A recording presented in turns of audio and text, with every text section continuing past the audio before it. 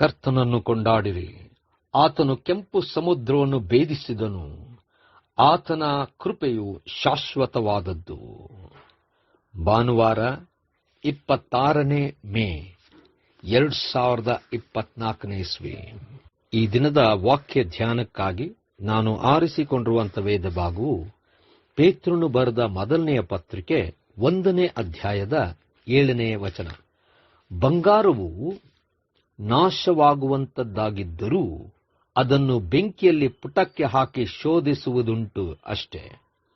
ಬಂಗಾರಕ್ಕಿಂತ ಅಮೂಲ್ಯವಾಗಿರುವ ನಿಮ್ಮ ನಂಬಿಕೆಯು ಈ ಕಷ್ಟಗಳಿಂದ ಶೋಧಿತವಾಗಿ ಯೇಸು ಕ್ರಿಸ್ತನು ಪ್ರತ್ಯಕ್ಷನಾಗುವಾಗ ನಿಮಗೆ ಕೀರ್ತಿ, ಪ್ರಭಾವ, ಮಾನಗಳು ಉಂಟು ಮಾಡುವುದು ಎಂಬುವಂಥದ್ದೇ. ಕರ್ತನಲ್ಲಿ ಪ್ರೀತಿಯುಳ್ಳ ದೇವಜನರೇ, ಶುಭೋದಯ. ನಾವು ನಂಬಿಕೆಯಲ್ಲಿ ದೃಢವಾಗಿರುವಾಗ ಅನೇಕ ಸವಾಲುಗಳು, ಅನೇಕ ಕಷ್ಟಗಳು, ಭಯಂಕರವಾದಂಥ ಸ್ಥಿತಿಗತಿಗಳು ಬಂದರೂ ನಂಬಿಕೆಯಲ್ಲಿ ದೃಢವಾಗಿರುವಾಗ ಆ ನಂಬಿಕೆ ನಮಗೆ ಕೀರ್ತಿ, ಪ್ರಭಾವ, ಮಾನಕ್ಕೆ ನಡೆಸುವಂಥದ್ದಾಗಿದೆ. ದೇವರ ನಾಮಕ್ಕೆ ಸ್ತೋತ್ರ ಉಂಟಾಗಲಿ. ಕರ್ತನಲ್ಲಿ ಪ್ರಿಯರೇ, ಈ ವಾಕ್ಯ ಧ್ಯಾನ ಮಾಡೋಣ. ಈ ದಿನದ ವಾಕ್ಯ ಧ್ಯಾನದ ಶೀರ್ಷಿಕೆ ನಂಬಿಕೆ ಬಂಗಾರಕ್ಕಿಂತ ಅಮೂಲ್ಯವಾಗಿರುವುದು. ಕರ್ತನಲ್ಲಿ ಪ್ರಿಯರೇ, ಪೇತ್ರನು ಬರೆಯುವಂತೆ ಪತ್ರಿಕೆಯಲ್ಲಿ ಕ್ರಿಸ್ತನನ್ನು ನಂಬಿದಂಥ ಜನರು ಇರುವಂಥ ಸ್ಥಿತಿ, ಅವರಿಗೆ ಇರುವಂಥ ಉತ್ಕೃಷ್ಟವಾದಂಥ ನಿರೀಕ್ಷೆಯನ್ನು ಬಹಳ ಸ್ಪಷ್ಟವಾಗಿ ಇಲ್ಲಿ ಬರೆಯುವಂತವನಾಗಿದ್ದಾನೆ. ಯಾರ್ಯಾರು ಯೇಸುವನ್ನು ನಂಬುತ್ತಾರೋ ಅವರು ಖಂಡಿತವಾಗಿ ಅನೇಕ ಸವಾಲುಗಳನ್ನು ಎದುರಿಸಬೇಕಾಗಬಹುದು, ಹೌದು. ಆದರೆ ಆ ಎಲ್ಲ ಸವಾಲುಗಳು, ಕಷ್ಟಗಳು, ದುಃಖಕರವಾದಂಥ ಸಂಗತಿಗಳು ಕ್ಷಣಿಕ ಮಾತ್ರದ್ದು. ನಾವು ನಿರಂತರವಾಗಿರುವಂಥದ್ದನ್ನು ನೋಡುತ್ತಾ ನಂಬಿಕೆ ಇಟ್ಟು ನಿರೀಕ್ಷಿಸಿ ಅದಕ್ಕೋಸ್ಕರವಾಗಿ ಎಲ್ಲವನ್ನು ತಾಳಿಕೊಂಡು ನಂಬಿಕೆಯಲ್ಲಿ ಸ್ಥಿರವಾಗಿರಬೇಕೆಂಬುದಾಗಿ ಇಲ್ಲಿ ಬರೆಯಲ್ಪಟ್ಟಿರುವಂಥ ವಿಚಾರ.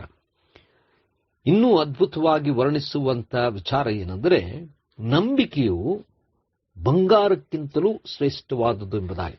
ಯಾಕಂದ್ರೆ ಬಂಗಾರವು ಅದು ಪುಟಕ್ಕೆ ಹಾಕಿ ಶೋಧಿಸಲ್ಪಟ್ಟು ವಿಶೇಷವಾದಂಥ ಸ್ಥಿತಿಯಲ್ಲಿದ್ದರೂ ಅದು ನಾಶವಾಗುವುದೇ ಹೌದು. ಆದರೆ ನಂಬಿಕೆ ಅನೇಕ ವಿಧವಾದಂಥ ಸ್ಥಿತಿಗತಿಗಳಿಂದ ಸಂಪೂರ್ಣವಾದಂಥ ಪರಿಶುದ್ಧತೆಗೆ ಬಂದು ನಿಲ್ಲುವಂಥದ್ದು, ನಿರಂತರವೂ ಇರುವಂಥದ್ದಾಗಿದೆ. ತಕ್ಕ ಸಮಯದಲ್ಲಿ ಮಾನ ಪ್ರಭಾವಗಳನ್ನು ಹೊಂದುವಂಥದ್ದಾಗಿದೆ.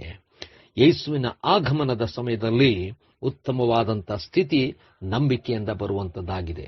ಕರ್ತನಲ್ಲಿ ಪ್ರಿಯರೇ, ನಾವು ನಂಬುವಾಗ ಅನೇಕ ಸವಾಲುಗಳು, ಪರಿಸ್ಥಿತಿಗಳು, ಕಷ್ಟ, ಕಣ್ಣೀರು, ದುಃಖ, ನೋವು ಇರಬಹುದು.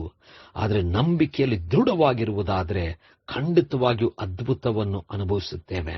ಯಾಕಂದ್ರೆ ನಂಬಿಕೆ ಬಂಗಾರಕ್ಕಿಂತಲೂ ಕೂಡ ಶ್ರೇಷ್ಠವಾದುದು, ಅಮೂಲ್ಯವಾದದ್ದು. ನಂಬಿಕೆ ನಮ್ಮ ಜೀವನವನ್ನು ನಿರ್ಣಯಿಸುವಂಥದ್ದಾಗಿದೆ.